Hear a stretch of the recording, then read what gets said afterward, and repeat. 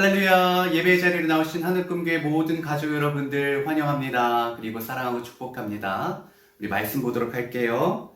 오늘 함께 나누실 말씀은 요한계시록 1장에 있는 말씀입니다. 요한계시록 1장 9절부터 11절 말씀 제가 대표로 봉독하도록 하겠습니다. 나 요한은 너희의 형제요 예수의 환난과 나라와 참음에 동참하는 자라. 하나님의 말씀과 예수를 증언하였으므로 말미암아 밤모라 하는 섬에 있었더니 주의 날에 내가 성령에 감동되어 내 뒤에서 나는 나팔소리 같은 큰 음성을 들으니 이르되 내가 보는 것을 두루마리에 써서 에베소, 서머나, 버가모, 두아디라, 사대, 빌라델비아, 라오디게아 등 7교회에 보내라 하시기로. 아멘. 오늘 본문 말씀 요한계시록 1장 9절부터 11절 말씀을 가지고 요한이 들은 예수님의 음성이라는 제목으로 함께 말씀을 나누겠습니다. 이 시간 하나님을 예배하는 저와 여러분들에게 하나님의 크신 은혜와 하나님의 크신 사랑과 하나님의 크신 능력과 크신 축복이 함께하기를 주님의 이름으로 축원합니다. 주님의 이름으로 축원합니다. 아멘. 감사합니다. 기독교는 계시의 종교라고 하죠. 계시는 하나님께서 자신을 밝히 들어서 보여주는 것을 계시라고 합니다. 다른 종교는 자신이 스스로 깨달아서 도의 세계에 들어가는 것인데, 이 기독교는 하나님께서 보여주는 것만큼, 자신을 드러내는 것만큼만 알 수 있고 깨달을 수 있고 그 선까지 이르를 수 있습니다. 그래서 모든 것은 주님의 손에 달린 것이죠. 하나님은 그런데 자신을 보여주기를 원하시는 분이십니다. 하나님은 계시하시는 하나님입니다. 말씀하시는 하나님이십니다. 천지 만물을 창조하셨고 인간이 그것을 바라봄으로 창조주 하나님을 알게끔 하셨습니다. 인체 신비를 통하여서 인간을 만드신 하나님 절대자에 대한 생각을 가지게끔 하셨습니다. 하나님께서는 구체적으로 자신을 더 계시하시려고 아브라함을 부르셔서 교제하셨고, 모세를 통하여 이스라엘 히브리 민족과 이렇게 하나님은 하나님 되고 그들은 그의 백성 되는 계약을 맺으셨습니다. 율법을 통하여서 그 법 속에 담겨있는 하나님의 성품들을 깨달아 알게 하셨습니다. 그래서 하나님의 계시는 창조로부터 시작하여서 점차 더욱더 커져가고 넓어져가고 깊어져가고 있었습니다. 이런 상황 속에서 아주 큰 일대의 혁신이 일어나는데 그것은 성령 하나님의 강림이었습니다. 요엘 선지자를 통하여서 이것을 미리 예언하시죠. 요엘서 2장 28절을 보면 그 후에 내가 내 영을 만민에게 부어주리니 너희 자녀들이 장래일을 말할 것이며 너희 늙은이는 꿈을 꾸며 너희 젊은이는 이상을 볼 것이며. 이 예언대로 실제로 이 예언이 성취되었습니다. 예수님께서 부활 승천하시고 승천하신 지 10일 있다가 오순절이 된 어느 날 마가의 다락방에서 예수님의 약속, 보혜사 성령을 너희에게 주겠다는 그 약속을 믿고 전심으로 기도하는 120명의 성도들 머리 위에 각자에게, 그리고 모든 사람들에게 강력한 성령이 강림하였습니다. 성령을 받고 그들은 각 방언으로 말하기 시작했습니다. 예수님과 사도들이요 예루살렘에 있는 사람들을 모았습니다. 베드로가 크게 설교하기 시작했습니다. 요엘서에 나와 있는 그 말씀이 지금 이루어져서 우리가 이제 새로운 것을 보고 말하게 되었다. 그리고 예수 그리스도의 구주되심을 전했을 때 그들이 마음에 찔림을 받고 세례를 받고 구원받은 숫자가 3,000명이 되었다라고 사도행전 2장은 기록하고 있습니다. 오늘의 말씀은 사도 요한의 이야기입니다. 사도 요한도 성령의 강력한 강림을 경험하였고 성령의 감동에 의해서 주의 말씀을 증언하는 자가 되었습니다. 그러다가 그가 밤모섬에 갇히게 되죠. 오늘 말씀은 사도 요한계시록 1장인데요. 9절 보면 그 배경에 대해서 나와 있습니다. 9절 말씀 제가 읽어보도록 하겠습니다. 나 요한은 너희의 형제요 예수의 환난과 나라와 참음에 동참하는 자라. 하나님의 말씀과 예수를 증언하였으므로 말미암아 반모라 하는 섬에 있었더니. 요한계시록은요, 사도 요한이 기록한 것입니다. 요한복음과 요한 1, 2, 3서를 기록한 그 사도 요한입니다. 그가 지금 자신의 상황을 알리고 있는데 예수님의 말씀을 증언하다가 반모섬에 지금 유배 생활하고 있다는 것입니다. 반모섬은요, 터키의 서쪽에 있는 섬인데 지금은 그리스의 영으로서 우리나라로 비교하자면 울릉도보다 조금 큰 섬이라고 합니다. 그 섬에 지금 유배 생활을 하고 있는 것이죠. 당시 로마 제국은요, 정치범 그리고 종교범들을 그곳에 보내어서 유배 생활하게 됐는데 그 섬의 특징이 돌이 많은 섬이었습니다. 채석장이 있었고 그런 정치범, 종교범들을 그곳에 보내어서 돌을 캐는 일들을 시켰다라고 합니다. 그곳에서 어느 날 주님의 감동으로, 성령님의 감동으로 하나님의 음성을 듣게 되어집니다. 그는 자신을 이렇게 구절에서 소개하고 있습니다. 나 요한은 너희의 형제요 예수의 환난과 나라와 참음에 동참하는 자라. 예수님의 제자들이 순교합니다. 사도 요한을 제외하고 말이죠. 사도 요한의 마음이 편했을까요? 그는요, 예수님의 나라에 대해서 꿈꾸었고 그의 예수님의 환난을 견디었던 자입니다. 형제들과 함께 말이죠. 전승에 의하면 끓는 기름 가운데 그가 들어갔으나 죽지 않았다라는 이야기가 있습니다. 그리고 반모섬에 가게 되었습니다. 사람들은 그를 살아있는 순교자라고 불렀습니다. 모든 고난과 환난과 하나님의 나라를 위한 그 참음에 끝까지 인내했던 자입니다. 그것이 가능했던 것이 성령님께서 함께 하셨기 때문에 그렇습니다. 그 가운데서 하나님의 환상을 보게 됩니다. 하나님의 음성을 듣게 됩니다. 오늘은 특별히 그 하나님께서 들려주신 그 음성의 말씀에 초점을 맞추려고 합니다. 그가 들었던 음성, 과연 어떤 음성이었을까요? 첫 번째, 나팔 같은 음성이었습니다. 10절 제가 읽어보도록 하겠습니다.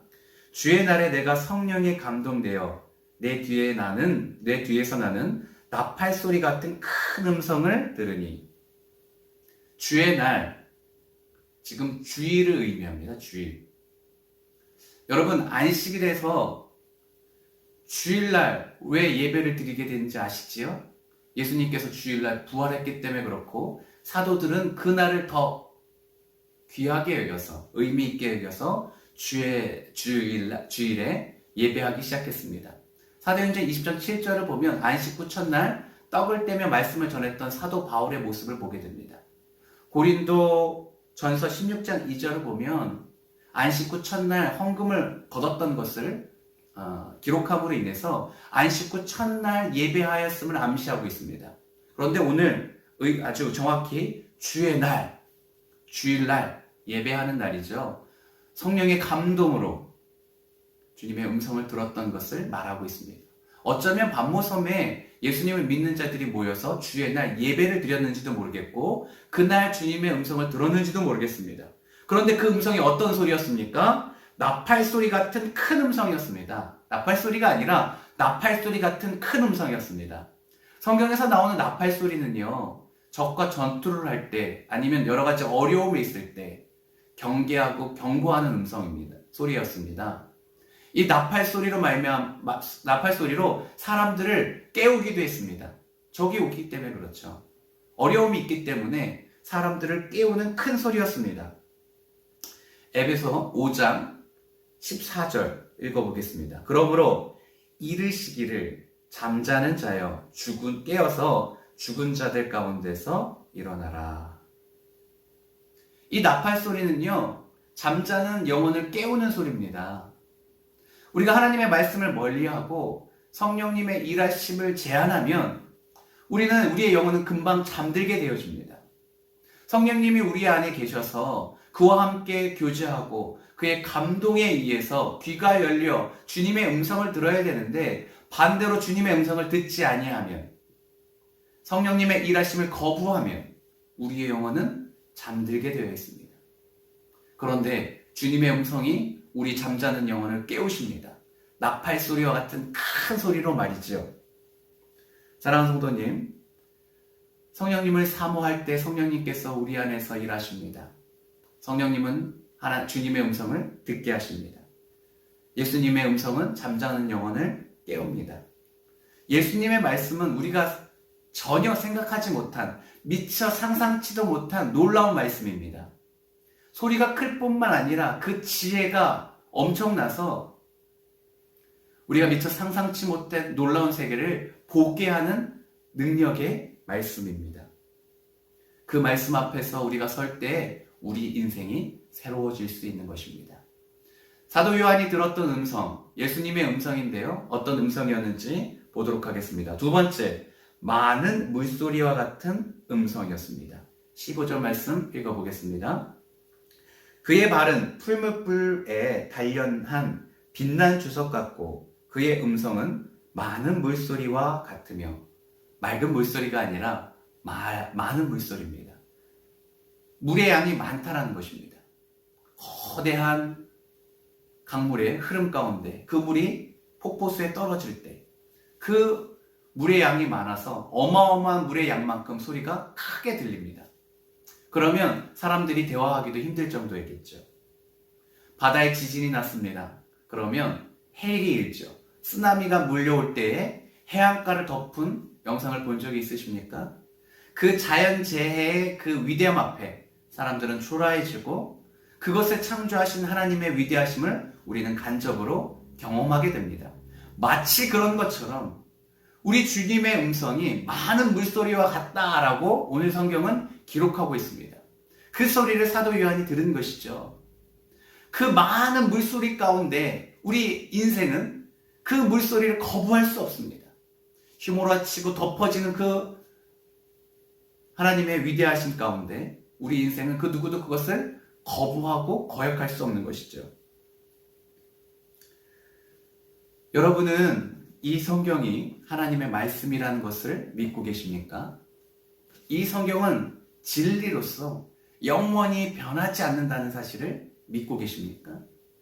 이 말씀은 힘이 있어서 우리의 모든 것을 뛰어넘는 능력임을 여러분은 믿으십니까? 만약에 아멘으로 화답하셨다면 하나님의 말씀을 어찌 거부할 수가 있겠습니까? 이 말씀 앞에서 우리가 어떻게 버틸 수가 있겠습니까? 하나님의 말씀은 우리의 영혼을 깨우는 큰 소리이며 하나님의 말씀은, 하나님의 음성은 우리가 거부하고 버틸 수 없는 능력의 말씀입니다. 그 말씀이 하나님의 지혜이고 구원이기에 우리는 더욱더 그 말씀을 사모하고 붙들게 되어지는 것이죠. 세 번째, 하나님의 말씀, 예수님의 말씀은요, 좌우에 날쌘 검과 같다라고 말하고 있는데요. 이번에는 청각적인 소리가 아닌 이미지, 형상으로 보여주고 있습니다. 우리 16절 말씀을 통해서 한번 확인해 보도록 하겠습니다. 16절 함께 읽어볼까요? 그의 오른손에 7별이 있고 그의 입에서 좌우에 날쌘 검이 나오고 그 얼굴은 해가 힘있게 비치는 것 같더라. 예수님이 계십니다. 예수님의 오른손에는 7별이 있습니다. 그리고 그 입에서는 뭐가 나오고 있습니까? 좌우에 날쌘 검이 나오고 있다라고 하죠. 예수님의 말씀을 형상화한 것입니다. 히브리서 4장 12절 말씀. 하나님의 말씀은 살아있고 활력이 있어 좌우에 날쌘 어떤 검보다도 예리하여 영혼과 영과 및 관절과 보스를 찔러 쪼개기까지 하며 또 마음과 생각과 뜻을 판단하나니. 예수님의 말씀은요, 날쌘 검과 같습니다. 예리합니다. 혼과 영과 관절과 골수, 우리 육체뿐만 아니라 우리 마음, 생각, 그 모든 것을 쪼개고 그 하나님의 말씀 가운데 드러나지 않는 것이 없다라고 말하고 있죠. 하나님이 우리를 판단하십니다. 하나님의 말씀 가운데 우리는 판단되어집니다. 예수님의 앞에서 그의 얼굴에 해같이 빛나는데 그 말씀은 능력이 있고 날카로운데 그 날카로운 말씀 앞에서 우리가 어찌 견뎌낼 수 있겠습니까? 사랑하는 성도님, 우리가 하나님을 속일 수가 없습니다. 사람은 속일 수 있을지 모르겠지만 하나님은 속일 수가 없습니다. 그 말씀 앞에 우리의 존재가 다 드러납니다. 우리의 죄성은요, 우리를 포장하지요. 외식합니다. 아닌 척합니다. 그리고 스스로를 조금 더 좋게 판단합니다. 나면 나 정도면 괜찮지. 아니라고 말하지만 내 마음속 깊은 곳에 나만큼만 하라고 해 라는 생각이 가득합니다. 그래서 다른 사람을 비난하게 되고 비판하게 되고 교만으로 우리의 영혼이 잠들게 되는 것입니다. 그런데 하나님의 말씀은 어떻다고요? 날카롭습니다. 우리의 그런 모든 죄악을 다 잘라내십니다. 우리의 모든 생각이 다 드러나게 하십니다. 사도 요한이요, 그렇게 위대하신 하나님 앞에서 예수님의 그 밝은 빛 가운데서 죽은 자같이 쓰러지게 됩니다. 그런데 그가 오른손을 얹고 이르시되, 17절 하반절 말씀이죠. 두려워하지 말라. 나는 처음이요 마지막이다 라고 말씀하십니다. 하나님의 말씀은 크신 말씀이며 그리고 위대한 능력의 말씀이며 또한 세미롭고 날카로운 말씀이지만 또한 사도 요한을 격려하는 위로의 말씀인 것을 우리가 보게 되어집니다. 그 앞에서 우리가 숨기지만 않으면, 그 앞에서 어린아이 같이 엎드려지기만 하면, 겸손하면 그는 우리를 일으키실 것입니다. 죽은 자와 같이 되었던 그 사도 요한을 향해서 손을 얹으시고 말씀하시죠. 두려워하지 말라. 나는 처음과 나중이다. 나는 죽었다 살아났다. 세세토록 나는 있을 것이며 음부의 권세를, 사망과 음부의 열쇠를 내 손에 쥐었다. 능력의 하나님을 선포하십니다. 얼마나 든든하십니까? 사랑하는 성도님, 주님의 음성이 들려지는 역사가 있기를 소망합니다. 주님의 위로의 말씀을 듣고 다시 일어나는, 다시 세운 바 되는 놀라운 역사가 이 시간 있기를 간절히 소망합니다. 주님의 이렇게 음성을 들으면 그 음성을 들은 것으로 끝나는 것이 아니라 예수님의 형상을 보게 되어집니다. 12절, 몸을 돌이켜 나에게 말한 음성을 알아보려고 돌이킬 때에 7 금촛대를 보았는데, 사도 요한 뒤에서 성령의 감동으로 인해서 하나님의 큰 나팔 소리와 같은 음성을 들었습니다. 그리고 7 교회들에게 내가 보여준 이 환상을 보고 적고 그들에게 편지를 보내라는 것 아니겠습니까? 그것을 자세히 확인하라고 뒤를 돌아봤습니다. 그런데 하나님의 음성을 듣고 뒤를 돌아보니 음성뿐만 아니라 한 형상이 보였는데 그것은 금촛대였습니다. 7개의 가지가 나 있는 7 금촛대. 이것은 20절에 7 교회를 의미한다고 말합니다. 7이라는 숫자는 성경에서 완전수입니다.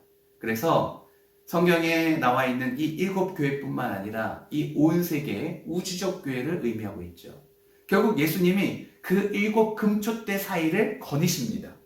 13절, 촛대 사이에 인자 같은 이가, 인자라는 예수님을 의미하는 단어죠. 발에 끌리는 옷을 입고 가슴에 띠를 띠고, 에봇옷, 가슴에 띠, 이거는 제사장을 상징하는 옷 아닙니까? 예수님이 금촛대 사이에, 교회 사이에 계십니다. 그리고 제사장의 옷을 입고 계십니다. 사랑하는 성도님, 예수님께서 약속하셨습니다. 내가 두세 사람이 있는 곳에 내가 그곳에 함께 하시겠다고. 교회 가운데 함께 하시겠다라고 약속하고 계십니다. 우리가 예배하는 이곳에 함께 하십니다. 예수님은요, 교회를 피로 사셨습니다. 그리고 교회의 머리가 되셨습니다. 이 교회를 대해서 역사적으로 지금까지 한 번도 변함없이 지지하고 존귀하게 여기고 계십니다. 그냥 촛대도 아니고 금촛대 아닙니까? 그리고 그곳에 거니고 계시다라고 지금 성경은 표현하고 있습니다. 사도 요한이 교회 가운데 주일날 예배 가운데 계신 주님을 보게 되신 것이죠. 사랑하는 성도님, 우리가 성령의 감동을 받으면 귀가 열립니다. 귀가 열려 주님의 음성을 듣고 주님을 찾으면 주님의 모습을 보게 되어집니다. 이것이 하나님의 은혜입니다. 사랑하는 성도님, 귀가 열리는 역사가 있기를 주님의 이름으로 축원합니다. 가려진 영적인 눈이 띄어지는 역사가 있기를 주님의 이름으로 축원합니다. 그 주님을 바라보면 그 주님의 모습이 얼마나 아름답고 경이로운지 모릅니다. 찬양할 수밖에 없죠. 그의 입에서 나오는 그 말씀에 권세가 있습니다. 능력이 있습니다. 그는 순결합니다. 그는 이 세상의 그 무엇보다도 큰 힘을 갖고 계시기에 온 성도는 하나님을 향하여서 예수님을 향해서 찬미하며 송축하며 경배하게 되는 것입니다. 바라기는 우리 하늘꿈 교회 가운데 우리의 자녀부터 시작해서 작년에 이르기까지 온 세대 가운데 강력한 성령의 역사가 있기를 주님의 이름으로 축원합니다. 그 성령에 감동되어서 귀가 열리고 눈이 띄어지고 주님과 함께 교제하며 주님의 뜻을 이루며 정말 마지막 시대에 하나님의 나라를 위하여 끝까지 인내하고 함께 환난을 당하는 고난 가운데 승리하는 저와 여러분이 되기를 주님의 이름으로 축원합니다. 주님의 이름으로 축원합니다. 감사합니다. 기도하도록 하죠. 좋으신 하나님, 이 시간 주님의 임재 가운데 예배하게 하여 주시니 참으로 감사합니다. 사랑하는 모든 성도들 심령 가운데 주가 계심으로 주님을 경험하고 아버지 하나님 주님과 함께함으로 주께서 주시는 능력에 힘입어 이 땅 가운데 주님의 나라를 세우기를 간절히 소망합니다. 주님 오실 것을 기대하오며 주님 오실 때까지 맡겨진 사명 잘 감당하게 하여 주시옵소서. 끝까지 인내하게 하여 주시옵소서. 감사하며 우리의 모든 것 대신 예수님의 이름으로 기도합니다. 아멘.